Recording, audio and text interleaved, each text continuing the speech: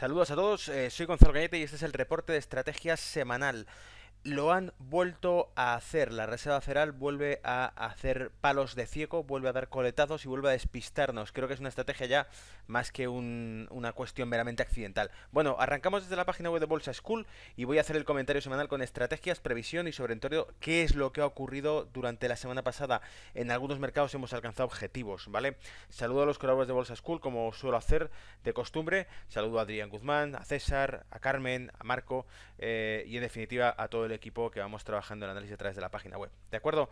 Bueno, en fin, arrancamos directamente sobre la presentación del análisis semanal. En este caso, titulado Coletazos de la Fed.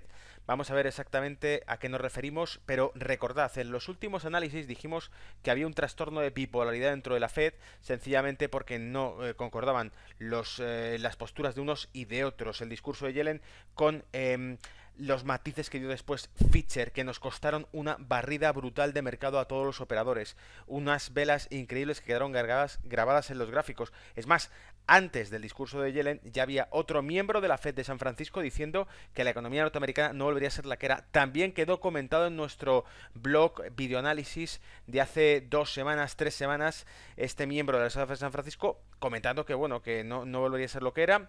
Después el discurso de Yellen diciendo que se podía considerar en un futuro una compra más amplia de activos. Después el comentario de Fischer dijo que obviamente Yellen se refería a que muy probablemente hubiese una subida de tipos, con lo cual toda esperanza que sembró Yellen durante el discurso la echó para abajo Fischer y dejó una barrida brutal de mercado. Esto, ¿qué nos vemos ahora? Pues mirar, sin ir más lejos, el viernes pasado tuvimos el comentario que hizo Rosengren, que es otro miembro de la Reserva Federal que está considerado, en concreto de Boston, el presidente de la Reserva Federal de Boston, considerado como uno de los laxos, uno de los suaves, y él dijo que, bueno, en concreto nos dijo, tenéis el comentario aquí para ya más desmadre todavía. Viernes 9 de septiembre, increasingly risky to delay US rate hike, Fed Rosenberg said. Más o menos lo que viene a decirnos, incrementa el riesgo retrasar esa subida de tipos. En cambio, ¿qué ocurre justo hace tan solo 4 horas? Y es decir, hoy lunes. Brainard, la otra miembro de la Reserva Federal, nos dice sencillamente que advierte de los peligros que podría traer una subida demasiado rápida de los tipos. Esto es, como dije la semana pasada, un cachondeo. Es decir, nos está provocando un auténtico síndrome de bipolaridad al mercado, las distintas declaraciones de la Reserva Federal. Por eso hace ya 2 semanas, y por eso lo hemos dicho en Intereconomía durante las últimas 2 semanas también, y en Capital Radio, hemos dicho, desconfíen de las declaraciones de las autoridades monetarias. Lo llevamos diciendo, ha quedado grabado, por suerte, lo hemos dicho antes de que se produzcan este tipo de cosas, y estamos viendo cómo se van cambiando por completo el rumbo de las declaraciones que dicen. Me lleva a hacer otro comentario más. Destaco 2 artículos de Market Watch y otro de Sputnik, es un diario ruso, para que veamos también cómo esa bipolaridad se traslada a otro tipo de terrenos. Por ejemplo, el dólar.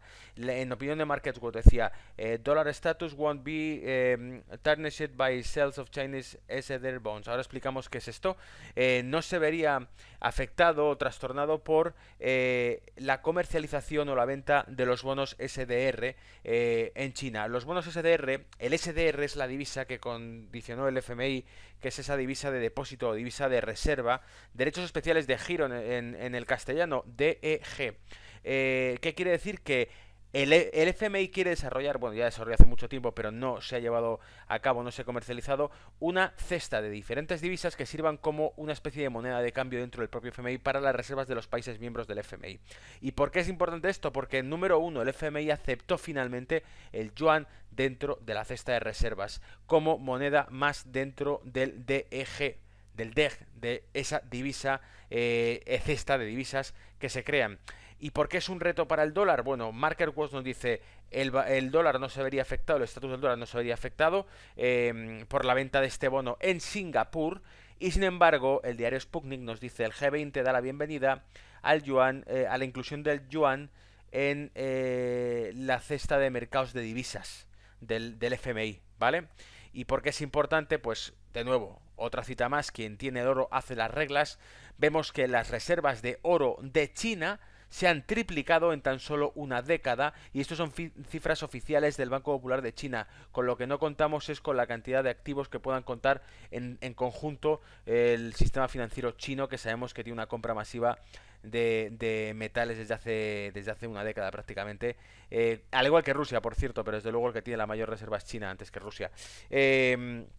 Entonces, ¿a qué nos lleva esto? Nos lleva simplemente a la conclusión que voy a hacer antes de plantear la estrategia de esta semana. Y es sencillamente que el yuan está pisando fuerte y que lo que estamos viendo en la Reserva Federal hoy en día va a cambiar el contexto generalizado del mundo. Por eso digo, Bancor, sistema financiero autosostenible. El Bancor es el Bretton Woods que nunca existió. Este artículo que estaba publicado en elordenmundial.com, un blog que por cierto le he echado un ojo y me gustaba bastante, venía a contar más o menos la historia de este Bancor. El Bancor fue una divisa propuesta tras la Segunda Guerra Mundial por Keynes, y esa divisa proponía sencillamente algo parecido a lo que hace el FMI y lo que estamos viendo ahora con el yuan, y es crear una única moneda que simbolizase una tasa cambiaria entre las principales monedas del mundo. ¿Para qué, os preguntaréis? Pues para estabilizar el sistema financiero mundial. ¿Por qué se considera que sería autosostenible?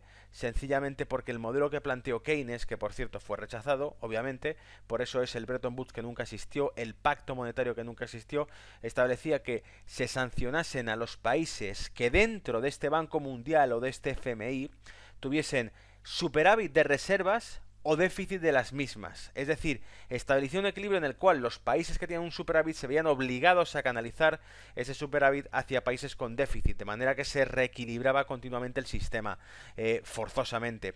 El mejor ejemplo de esto, y una anécdota, es que veáis la quiebra de bancos que produjo Canadá y la quiebra de bancos que produjo Irlanda, y cómo la Reserva Federal dio una solución a ese tema y el Banco Central Europeo dio otra distinta a ese tema. Mientras que Nevada, con su quiebra de bancos, lo que hizo fue recibir fondos del propio fondo bancario de la Reserva Federal, es decir, se canalizó todo el exceso de bancos o de activos bancarios hacia los bancos que habían colapsado en Nevada. ¿Qué hizo?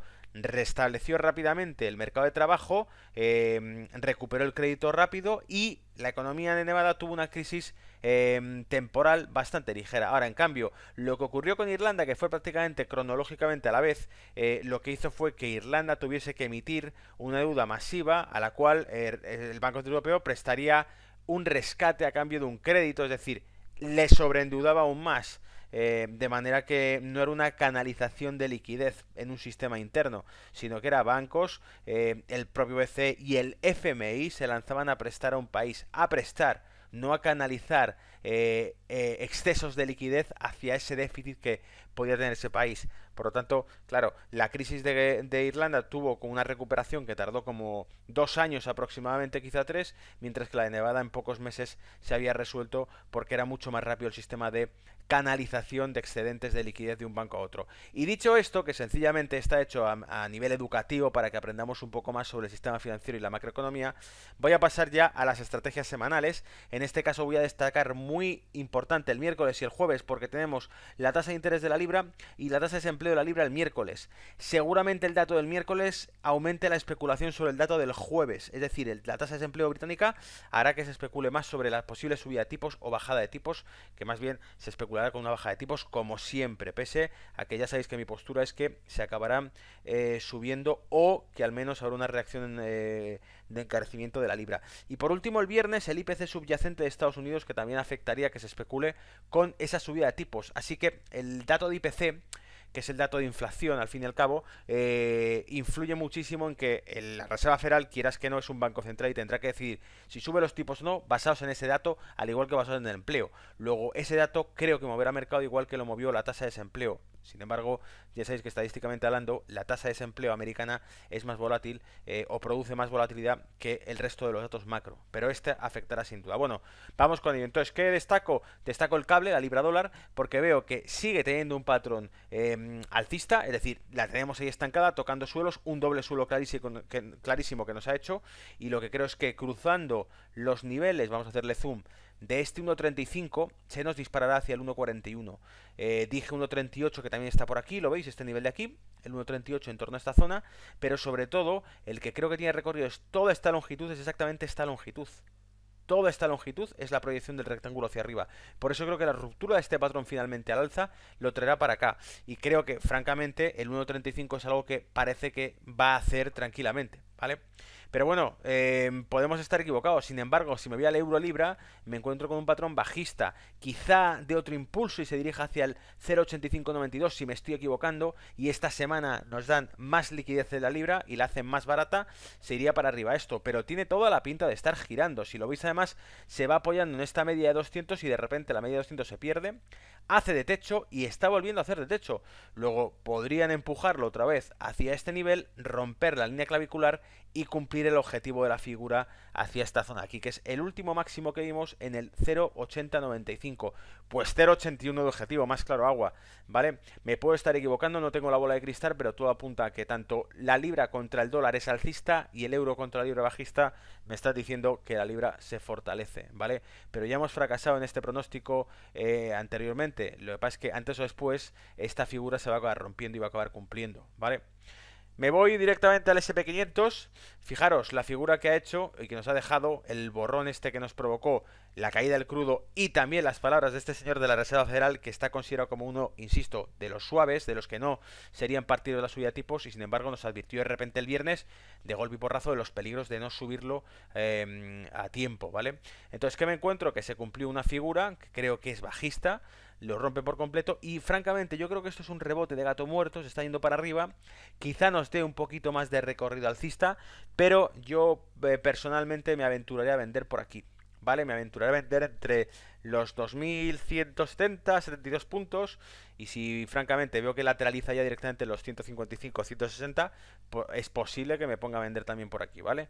Pero creo que en esta zona, los 2170, 175 puntos, es muy buena zona de venta, porque creo que le costará romperlo, ¿vale? No obstante, insisto, es exactamente lo mismo que ocurrió aquí, toda esta bajada, esta subida, vendí aquí en esta zona en los 2090 y algo, creo, 2080 y pico, vendí en esta zona y fijaros hasta dónde se me fue. O sea que cuidado, ¿vale? Porque lo pueden levantar hasta donde quieran. Porque ya hemos dicho durante semanas que es una subida artificial. Mantiene el mercado arriba artificialmente.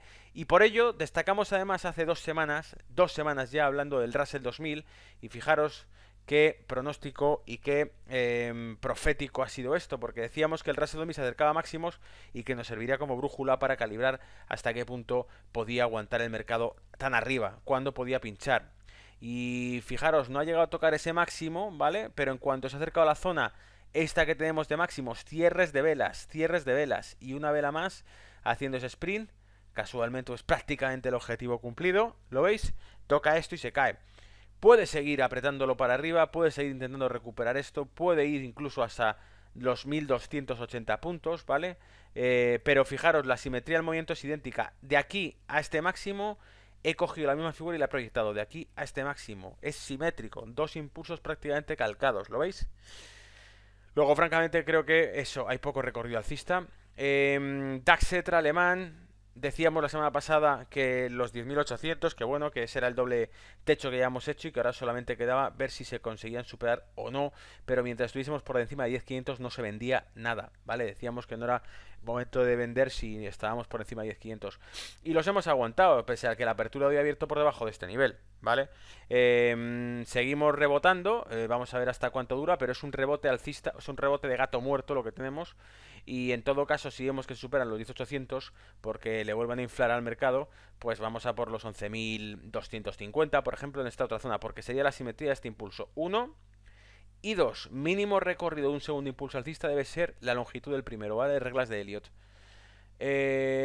DAX, fijaros que si me fijo en las velas semanales o mensuales, creo que son estas, que alguno dirá, se le ha ido ya la cabeza. No, ¿qué pasa? Que justo esa proyección y ese máximo me coinciden con ¿qué? Con esto máximo de aquí, ¿vale? Y con estas zonas de apoyo.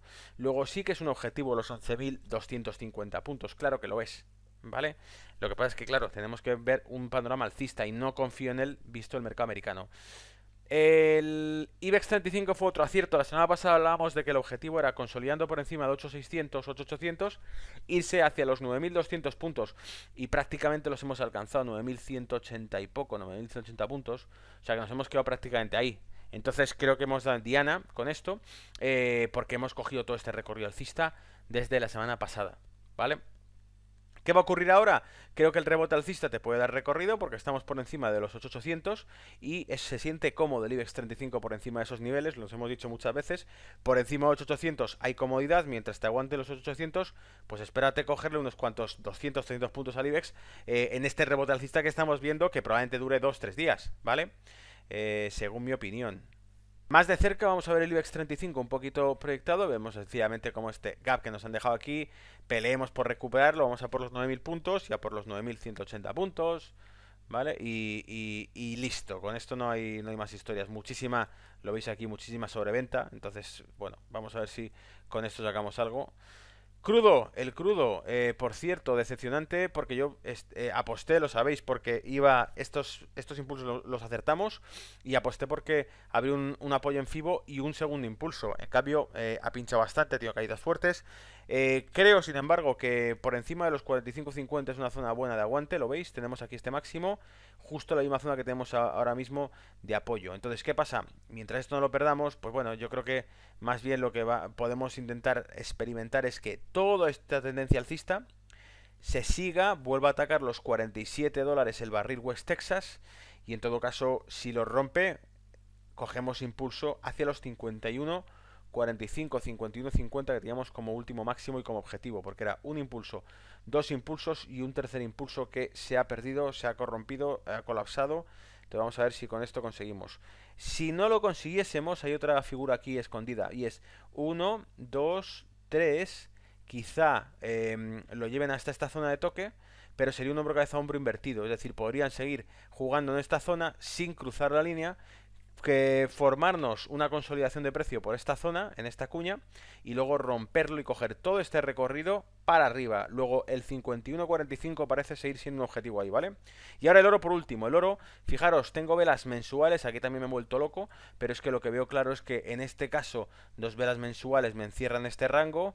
Sigo insistiendo con los 1.400 dólares la onza, con los 1.420, porque sigo insistiendo en que esto es una tendencia alcista, esto es una pauta de agotamiento que tuvo el precio en la bajada y desde entonces seguimos subiendo. Que puede pasar un sprint que nos dé esos 1.400 dólares, 1.399, 1.400, 1.420. ¿Y cuándo ocurrirá? Por un debilitamiento del dólar, por eso lo vengo avisando. No obstante, de nuevo, misma película, cuidado con la sobrecompra en este caso en el oro, ¿vale? Pero insisto, hay que vigilarlo, tenemos que ver si consolida y se está por encima de los 1.300 dólares la onza. 1.300 dólares también estaba aquí.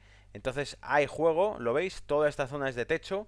Si consolida por encima de 1.300 y le está costando mucho consolidarse, podría ir a por ese objetivo de los 1.400. Se alcanzará sin duda alguna si vemos una noticia negativa con respecto al dólar y es que la Reserva Federal anuncie que este año no se suben los tipos. Si en septiembre, final de septiembre, no se suben los tipos, pues oye, otro impulsito más para arriba que le van a dar al dólar, al oro, perdón, ¿vale? Bueno, eso es todo, espero que os guste y espero vuestros comentarios en el análisis. Un saludo y suerte con el mercado. Chao.